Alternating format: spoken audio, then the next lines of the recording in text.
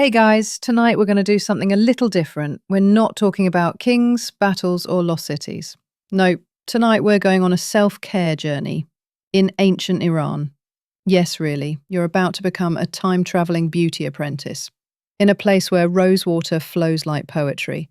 Obsidian isn't just a rock, and someone might casually tell you to bathe in saffron like it's no big deal. Don't worry, no scalpels, no magic creams that erase 2,000 years of wrinkles. Just you, a warm courtyard, a few herbs, and beauty routines so old they make jade rollers look futuristic. So, before you get comfortable, take a moment to like the video and subscribe, but only if you genuinely enjoy what I do here.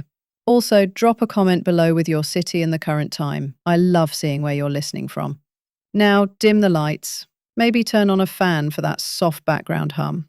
And let's ease into tonight's journey together. Section 1. Pomegranate water and morning rituals. You learn to cleanse your face with pomegranate juice in a Persian garden, said to make the skin softer than dawn. You step into the Persian noblewoman's bathhouse for the first time, and before your eyes can adjust to the steamy light, your nose is ambushed by the rich, sweet-sour scent of pomegranates. It's tangy, slightly astringent, mingled with rose and warm, earthy clay, like an entire garden squeezed into a bathtub. You look around. Lotus motifs are hand-painted on the tiled walls. Beside the pool are copper pitchers, ceramic jars, and a shallow bowl filled with a pinkish liquid. That's the pomegranate water. For washing the face, says an older maid with a gentle smile. Use it in the morning and your face will glow like dawn. You dip your fingers in and pat some onto your skin. It's cool, slightly sticky, surprisingly pleasant. They say in ancient Persia, pomegranate juice wasn't just a drink. It was part of beauty and hygiene. It contains natural fruit acids that gently exfoliate dead skin, and its slight antibacterial effect helped keep the skin clear. But others believe it served more as a symbol. Rubbing the fruit of abundance and life onto your face was a way to wish for a day full of blessings and laughter. Historians still debate whether this ritual came from Zoroastrian purification practices or evolved later through Islamic cultural blends. You begin to realize that beauty here isn't just about looking good. It's tied to religion, seasons, moods, even astrology. In spring, it's pomegranate water. In summer, chilled mint infusion. During the waning moon, strong scents are avoided. Aromas might attract the wrong kind of spirits. You ask the maid, "What about winter?" She smiles mysteriously and points towards some jars of sun-dried herbs in the corner. You'll find out when the time comes. You glance down at your reflection in the water. Your cheeks have a warm flush. The tip of your nose catches the light like someone gave you a gentle brush stroke. You've never thought that washing your face could make you look so calm. Section 2. The art of eyebrows. You pluck your first brow hair and uncover how eyebrow shapes once hinted at a woman's status. You're sitting in front of a polished bronze mirror, holding a thin, curved silver tweezer in your hand, about to pluck your very first eyebrow hair. Yes. Welcome to ancient Iran's eyebrow ritual. This isn't just grooming. You're not aiming for symmetrical, flawless, Instagram-worthy brows. What you're doing is making a nearly sacred social statement. Next to you is an experienced eyebrow auntie, a beauty mentor responsible for guiding noble girls through the sacred initiation of appearance. She tells you that in the Persian empires, eyebrows weren't just part of the face, they were keys to human connection and court politics. Unmarried girls must keep the tail arched, she explains, plucking mid-air as a demonstration. It shows you're not quite finished. And if you overpluck, completely clean, she leans in, people will think you're hiding something, a secret, or worse, trying to avoid marriage. You pluck one hair, tears spring to your eyes. You'll get used to it, she says, handing you a dab of rose water. Besides, this is your first message to your future husband. Then she opens a small box. Inside is a dark pigment and a tiny brush. The real trick isn't plucking, she adds. It's painting. She carefully fills in the gaps with delicate black lines. This is serene, a mixture of powdered mineral, often antimony, and olive oil. It's not just for shaping brows. It also lines eyes, protects against desert winds, and some say, wards off evil spirits. To this day, scholars still argue over Serene's origins. Some say it came from Mesopotamia. Others believe it was invented by mountain alchemists in Iran. A few cynics claim the eye protection thing was just made up by court doctors to calm nervous teenagers. Whatever the truth, you sit there, blinking your newly lined eyes, staring into the mirror at someone who has just earned a new kind of identity. And in the moment your brow arches ever so slightly, maybe, just maybe, you've grown up a little. Section 3. Obsidian and facial polishing. You test a glossy obsidian blade on your cheek and discover this ancient method is oddly therapeutic. You're standing in the corner of a stone-tiled bathhouse, holding a piece of obsidian, yes, the same volcanic glass that, according to legend, even kings used to shave their faces. It's heavier than you expected, cold, smooth, its edge polished to a teardrop softness. You lift it toward the bronze mirror and can't help but think, is this really supposed to go on my face? The maid sees your skeptical face and smiles. She gently takes the scraper and demonstrates, not shaving the face, but cleansing away inner heaviness. She slides the obsidian beneath your cheekbone, softly, like dabbing perfume. In ancient Persia, nobles and healers believed that beneath the skin flowed subtle, unclean airs. Regular obsidian scraping, they said, improved circulation and drove away fatigue and melancholy. It's a bit like modern lymphatic massage, but with a lot more spiritual drama. Best done during the full moon, she adds, because that's when the moon goddess sees clearest. You try it yourself, gently stroking the obsidian across your forehead, neck, jawline. The edge never cuts, but it leaves faint pink marks behind, like you just had a good cry. And strangely, after a few rounds, your face feels lighter. Not spa day light, more like you cried on a mountaintop and now the wind feels kind of light. This beauty ritual has a Persian name, Ruye Roshan, literally to make the face bright. Later, poets borrowed the phrase to describe a person with a clear heart. Historians still argue whether this was just ancient aromatherapy or if there was genuine medical grounding. Some even believe it evolved from purification rites of Zoroastrian priests and was later transformed into noblewomen's daily self-care. You sit by the bath's edge, dabbing away the warmth from your skin with a damp cloth. A nearby brazier burns mugwort and frankincense, the smoke curling like a sheer curtain. You look into the bronze mirror. You don't look prettier, but somehow you look a little more like yourself. Section 4. The Saffron Soak Dilemma. You slip into a pool of golden saffron water and quietly wonder, am I really worth this price?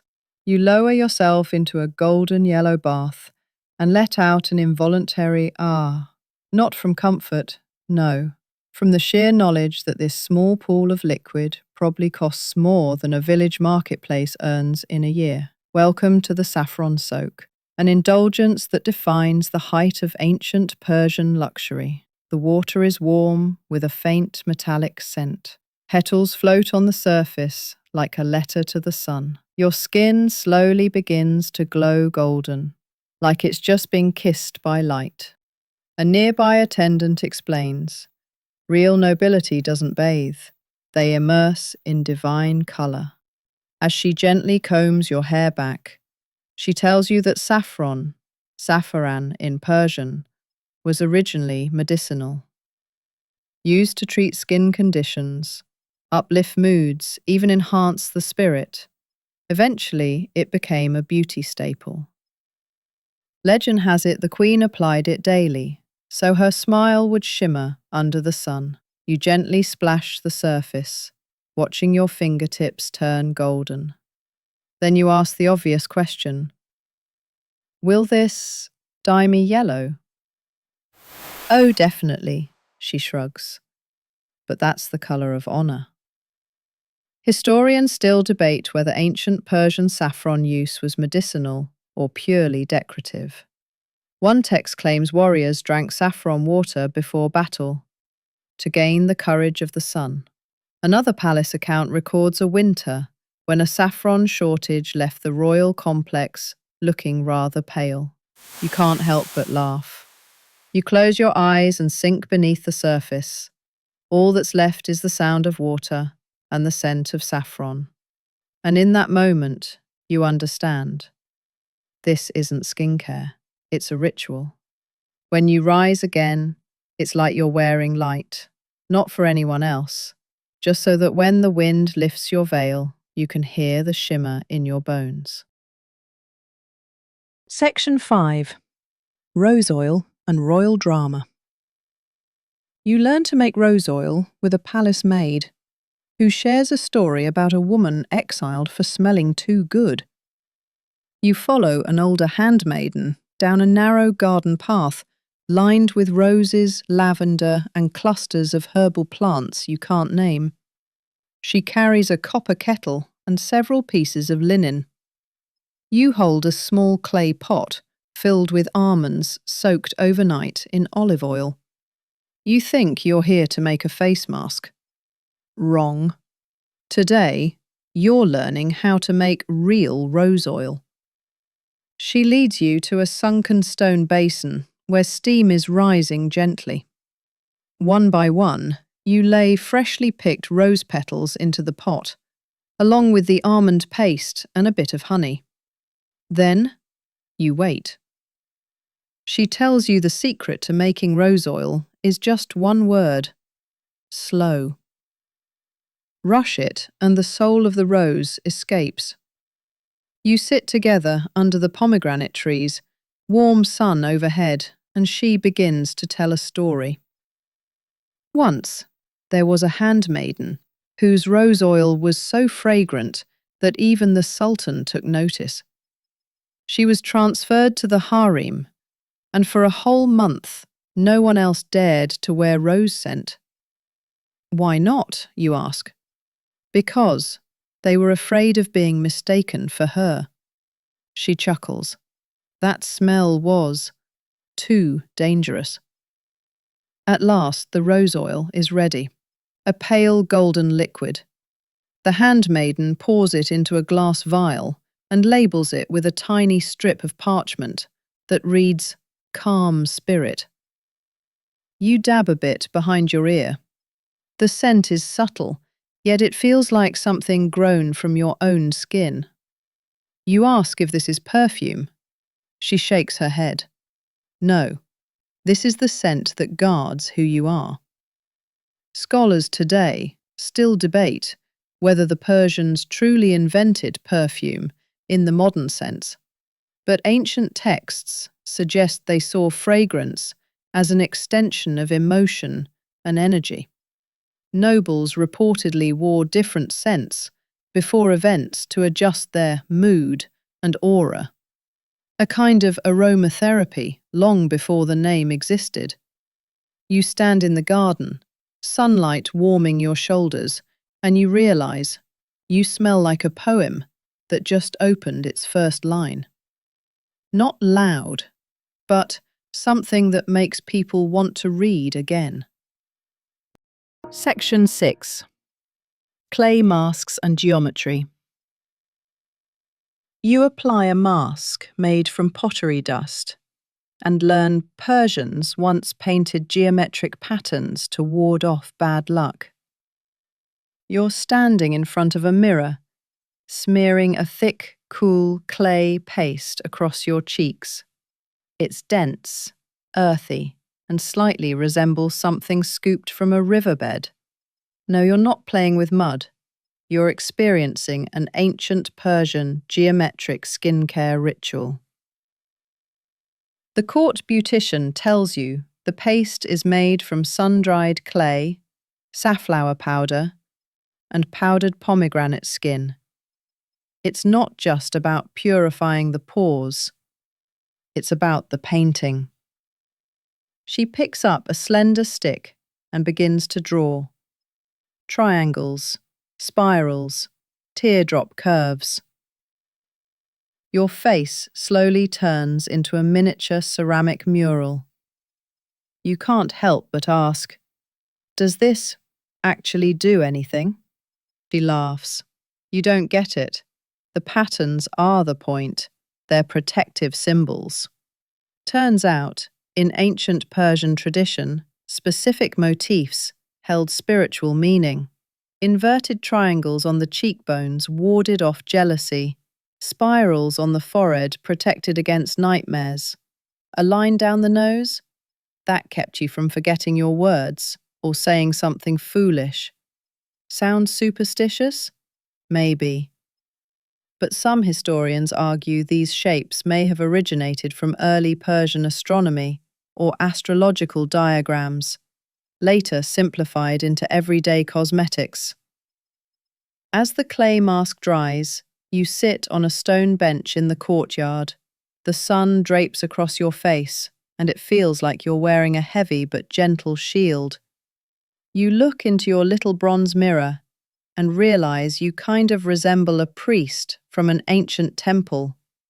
Maybe that's the point, becoming unlike yourself, just for a moment, so the real you can quietly breathe beneath it. Section 7. Hair smoke rituals. You coil your hair over scented smoke and learn that rosemary incense wasn't just for the soul, it was for split ends too. You're sitting in the corner of a tiled bathhouse, hair wrapped in linen, a bronze incense burner at your feet, releasing plumes of white smoke. Rosemary, frankincense, and agarwood swirling together in the steamy air. It's warm, fragrant, and oddly trance-like. No, this isn't a sauna, and you're not waiting for a hair mask to kick in. You're in the middle of a hair-scenting ritual. The maid unwraps your towel and begins gently combing through your damp hair with a long wooden brush. As she works, she mutters, "Hair must drink the scent to grow obedient." You giggle, but she's completely serious. Scent is soft water, kinder than oil. Turns out, ancient Persian women had their own philosophy for hair care. Fragrance wasn't just pleasant, it was nourishment for your aura.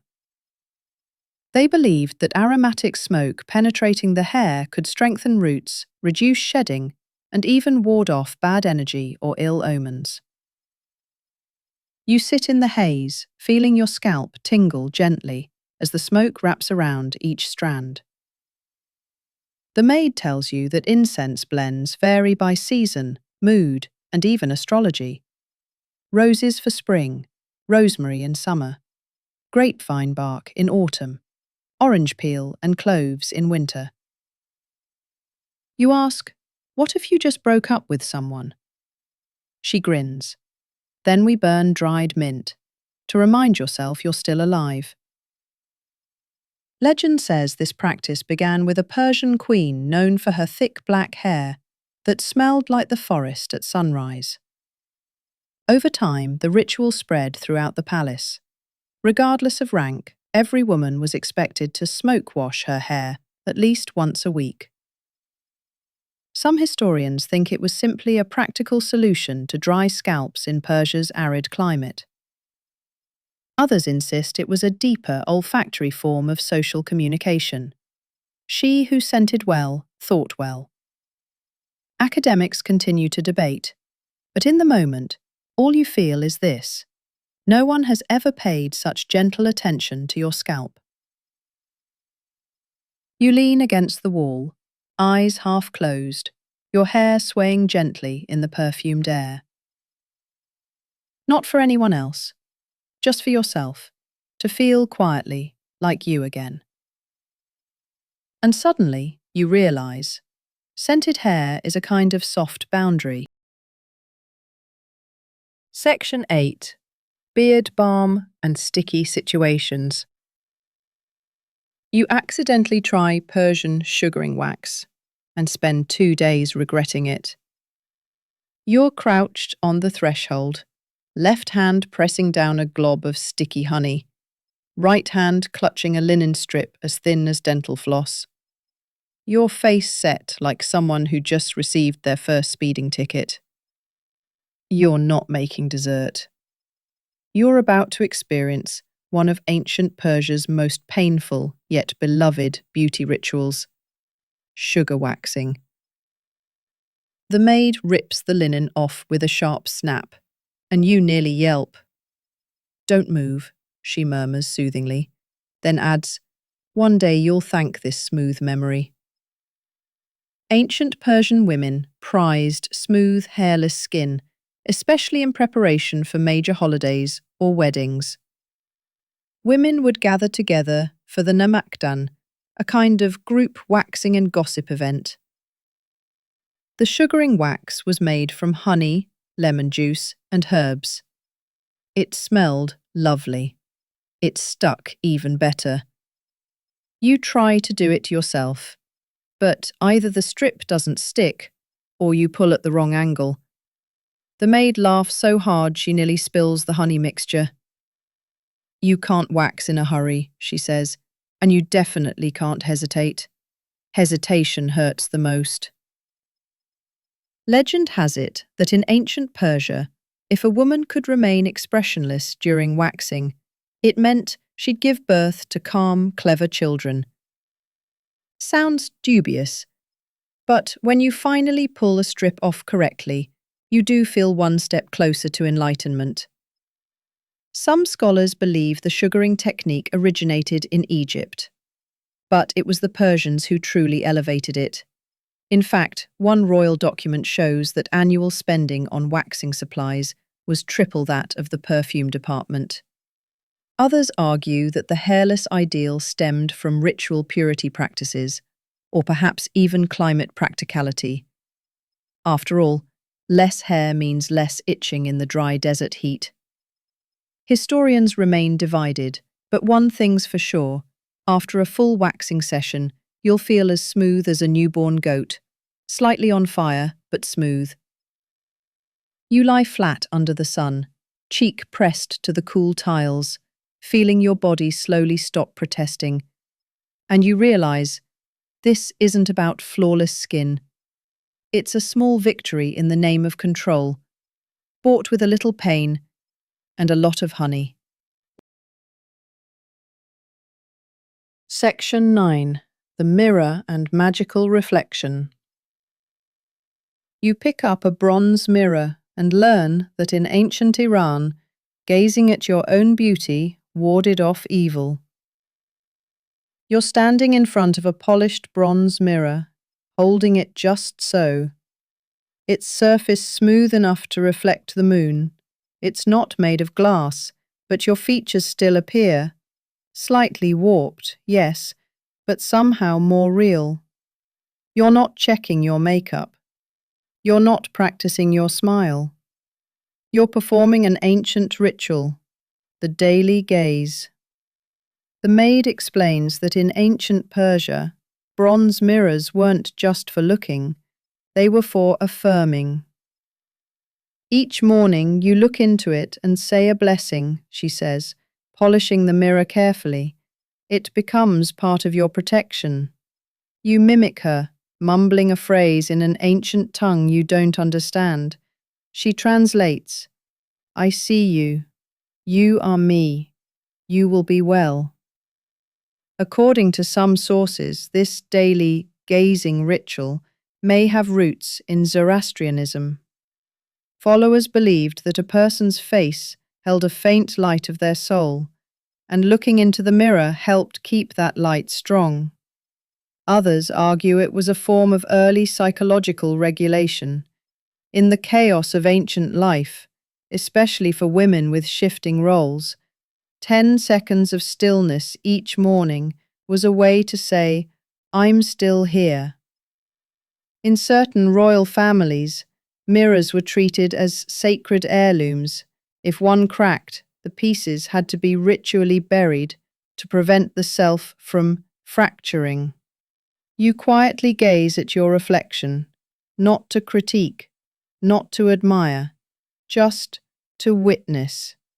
You see the faint pink in your cheeks, the slight lift of your brow, a tiny red dot left from yesterday's sugaring. It's all real.